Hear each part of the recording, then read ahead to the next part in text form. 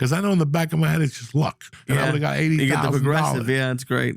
Meanwhile, sorry about that. Excuse me. I came out of the wrong place. But all these little things, man, and it's just keeping it together till you get there. Once you have so much confidence in yourself that you're like, I'm doing this type of shit, but nobody's watching. Good. I'm happy they're not watching. Watch me now, you know? And it's focusing on that stuff. And that's what I think helped me out. But I look back now, I still remember I used to get like, this ain't lying to anybody in this room, I would get like $30 a quarter from Apple when I had like Live at the Four Aces and the other piece of shit album I did. And then I remember going on Rogan and being at dinner like in December, and I got a text from the Apple guy. Like, he was friends of mine at the same time. And he's like, hey, man, I'm sending out this amount for you the other day. And it was like $900. And I almost died at the dinner table. I go, I've had these albums up here. I've never done 30 a quarter. 4 quarters, you get checks. That was the first. And I remember being at dinner going, holy fuck, something's going on. Somebody bought a lot of albums or they made a mistake. I couldn't even enjoy my dinner because I'm like, man, I'm going to get caught. Somebody did something fucked up. But it was, I didn't even know what I was doing, but I was doing it. Every time I go on Rogan, I talk shit. You get off the podcast, they look for your shit and they buy it. So it takes a long time, man. And I'm happy everything worked out like it did with me. I'm really happy. Listen, I wish it would have happened in 2005. I mean, I'm the only guy that didn't get anything from The Longest Yard. Nothing. Chris Rock got something. Lobo got something. The black dude that makes the tits go up and down got something. Everybody got something. Nick Turturro got something. I didn't got nothing. So I knew something was coming down the pipe. I didn't know it was going to be this. I didn't know it was going to get to this extreme, but patience is not a virtue. It's everything in this type of shit. Nick's a politician, aspiring politician. He better stick a patience pill up his ass. That's it. It's patience now. Yeah. You believe in yourself. You do the best that you could do. But in those type of positions, there's so many other circumstances that are going on. It's not like me being a baseball player. I know my job. I got to hit 40 home runs. As long as I hit my 40 home runs, I'm fucking good. With politics, with stand-up, I don't know what else is brewing. Right. You know, HBO might send you a fucking thing tomorrow and go, Lee, we're doing a show on Jew comics. Young Jew comics. We saw you at the stand. You're perfect for it. What do? You go home, call mom, hug the wife, pet the dog. You call me, you call Nick, you call George. And all of a sudden the names come out and you're like, I've never heard of these people again. Because you forgot L.A. You forgot about the Jews in L.A. And those Jews are around those Jews more. So they're automatically going to put them on your show. Right. You know, it was a dirty show they did years ago. I was perfect for. I didn't even get a call. Montreal? No, it was for like an HBO show years ago.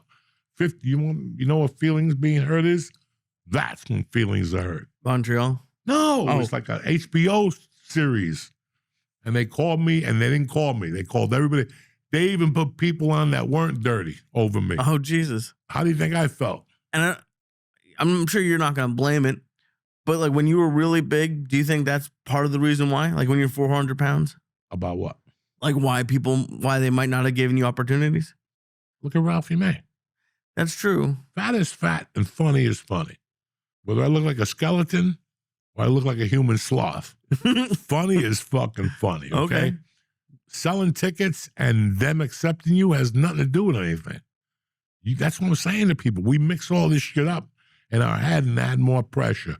Me just being funny, if you just stick to that. How do I get funny? I want to do a bit and do machine guns after every bit, and I want 8 of those in a row. So 8 times 5 is 40 minutes. Plus the little machine guns, that takes me 10 more minutes, that's 50 minutes. You know, when I watch John Mulaney, I wish I could write like him. And I get upset with myself, but I got shit that John Mulaney don't have, and John has shit I don't have. And we built on those or we don't build. He's a great writer. I'm not a great writer like that. I try. So there's all things, but patience, whether you're selling houses and you're getting into it, I love these people. I'm gonna do this and my life's gonna change. Good luck. I know a lot of people that do the same thing and their life ain't changing. So good fucking luck to you. It's, the time that you make of it. But I don't I let things go early on. Like by 2001, I couldn't get jealous about other people. I just stopped worrying about other people. What somebody's going to do in their career and how long it's going to take me is two different. It might take you 20 minutes to get to the what's the place you used to live? Hoboken? No, Stonehenge. Might take you 25 minutes to walk there. Might take me 3 hours. Well, the other side, it doesn't matter. You're still going to get there. It's hard to, I don't know, I struggle with being patient. You're a fucking Jew. That's never fucking patient. That doesn't help. You're neurotic. That's why you need to be high 24 hours a day, like I told you for years. But again, my voices don't matter. It's not possible to be high 24 hours. 801, you're smoking right when you're talking to those podcast people. What are you doing? Nothing. I'm swatting flies. You know what I'm saying? Because your neuroticism is going to take you down. Before you make the call, you already talk yourself out of the move. When we're gambling, you lose $199, you refuse to go in your pocket and get $5 more. You're done. You're defeated. Go get a roast beef sandwich and come back. Who gives a fuck? Yeah. You love to gamble and you know what they're doing. I can't take the same attitude because I don't know what they're doing. I'm looking at you. I'm looking at you and Nick and everybody around. It's so funny. You're so good with numbers, and then the blackjack table, you look at them like you don't know what you're looking at. I don't know what I'm looking at. Everybody has these rules. If the dealer has fucking this card, you can't go bet against the dealer. I ain't got no time for me because I know in the back of my head it's just luck. It's just me being at the right place at the right time. What if I would have put $5 on that thing that rotates? Remember that thing that kept rotating? While we're playing blackjack, if you get 21 or 11, and I would have got $80,000. You get the progressive, yeah, it's great. Meanwhile, sorry about that. Excuse me, I came out of the wrong place. Ooh. I think it might be. What was the right place? I came out of this side. I came out of that side of the lung. Oh my God. Yeah, I mean, it's like, and guys, if I was here when I was 25, all you motherfuckers know I'd be lying to you. All of you. But I put it together. By the time I was like 40, 43, I'm like, this is a marathon. And I ain't got nowhere to go. I got till I'm 65 to do something. And Rodney Dangerfield made it when he was old. So we got something. At least I had like an inspiration that could be done. I didn't know it was going to happen. I just kept telling myself that as I was losing more and more every year. I'm like, well, I'll make a comeback when I'm 60. It don't happen that way, but it did. Yeah. And you're I'm still very grateful it did. It's not even a comeback. You're still going. And I'm grateful it did. But at the same time, there was a point where I just knew it's just a matter of time. I'm doing all the right things. I'm booking little TV shows. I'm taking an acting class from time to time. I'm opening for Joe. I'm doing my own headlining. I'm doing spots at the store. So eventually, all that, well, if you exercise, you're going to live till you're 95. That's great, but you're not. It's getting sunlight, low stress, eating right, 8 hours a night. There's just so many fucking variables, and not just for that. It's for anything that we attempt to do. So if you want to get bigger, you have to do all that shit continuously, whatever you call that word. Continuously? No.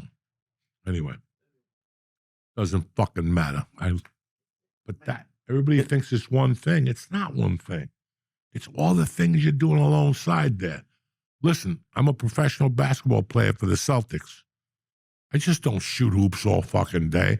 I lift weights. I got to run 8 miles a day for my conditioning. I got to lift weights. I got to do a specific thing because in college I tore my elbow. So I got to go still to PT for my shooting. It's 1,000 things. Everybody hates on him. LeBron doesn't just shoot hoops all day. He's lifting weights. He's shooting steroids. He's doing. Talk about spending, and this is years ago, but he was spending like $1 million a year on himself. Yeah, that's his investment. So how can we invest as comics? What can we do? Get a coach? Some bum comedy coach?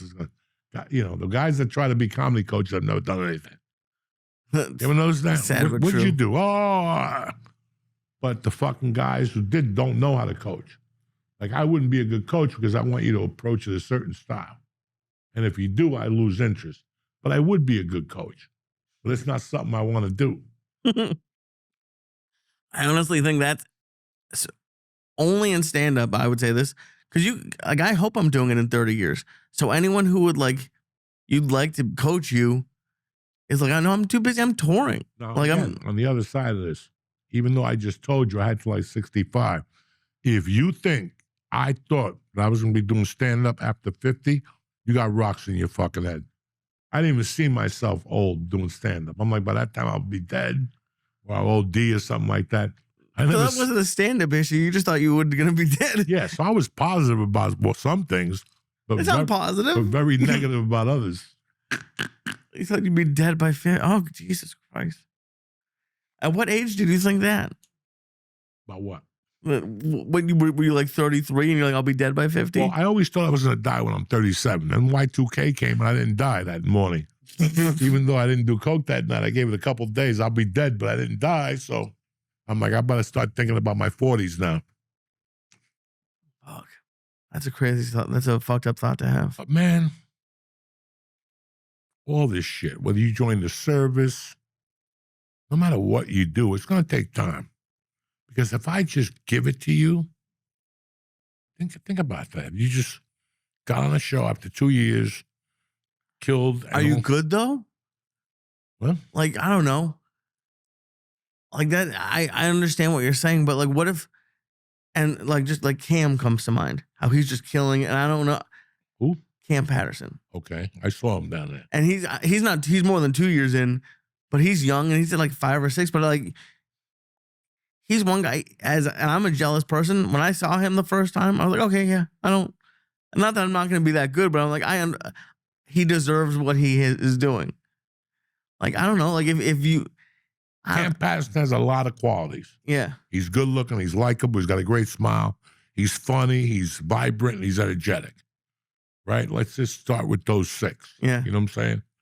Like, first time I saw Stanhope at Seattle, I wanted to quit too. Because in my mind, you'll never be that good. Right. But then after you think about it and go home and think about it and go, wow, I don't have Cam Patterson's smile. I don't have his electricity. Likability, yeah. But I have 2 other things that he might have. So I'll work on those. That's looking at yourself in a positive manner. That's why I said you cannot base your career off anybody else because it'll drive you crazy. Right. It'll drive you crazy. This guy did it for 2 weeks and he got on NBC and you're like 8 years, they haven't even talked to you. Yeah. So how do you think you feel?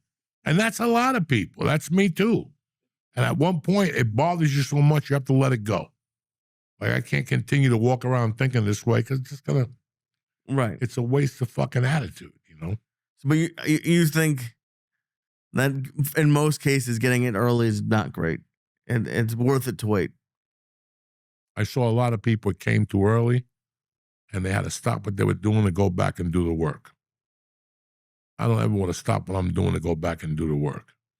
When I show up to the dance, it's because I'm prepared. So I want you to think of it like that. If you don't feel prepared, don't show up to the dance. Nothing wrong with that. Everybody gets a sore throat from time to time. Okay. It's tough. It's tough to know when you're prepared and when you're not. You're always preparing. Right, because you're always going to get better. Bust your balls with. What's the word I always use? In training. Yeah. We are always in training. Always. Always. Always, always, always. We're always training. Smoking dope, eating pussy, writing jokes early, drinking freshly squeezed orange juice. This is it. The more good things you do, look, I quit coke for 8 years. You know, it finally clicked. I told you that. From 2004 to 2007, I was quitting every time I got high. But it finally clicked. It just clicked one time. One time it stuck to it, you know? You put fucking glue on your flat tire because you're broke. And fucking you do it 10 times. Every 2 days it pops again, a seal, whatever the fuck. This one time you sealed it right. You used a Mexican to seal it. You've been to fucking Jupiter and back 8 times. That tire hasn't popped.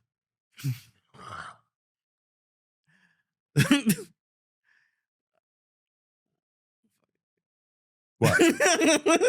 What are you laughing about? I don't know. And that's it. It's just patience. Nobody's going to sell you that when you're in your 20s and your 30s because they couldn't sell it to me. But once you get beat up so much, people say, oh, well, he's a wise person. You don't become wise by not making mistakes. You become wise by making a lot of fucking mistakes and going, I ain't making that because that one leads to that one.